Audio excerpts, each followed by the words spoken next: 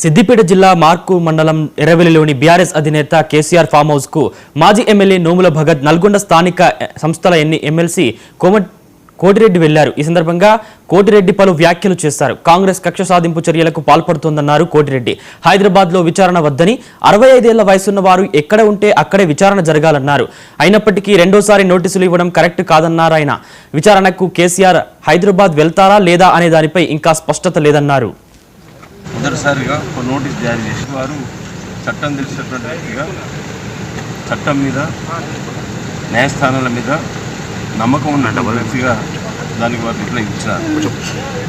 161 CrPC criminal procedure కోడ్లో 65 సంవత్సరాలు దాటినటువంటి వ్యక్తిని ఆ వ్యక్తి ఎక్కడైతే కోరుకుంటుందో అక్కడనే విచారించేటువంటి వెసులుబాటు 161 క్రిమినల్ ప్రొసీజర్ కోడ్లో పొందుపరచబడ్డది.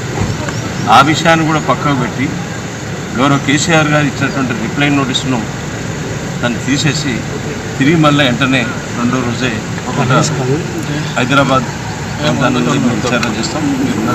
రాత్రికి రాత్రే ఇంటికి నోటీసులు తెచ్చడం అనేటువంటిది ఇది సరైనటువంటి చర్య కాదు.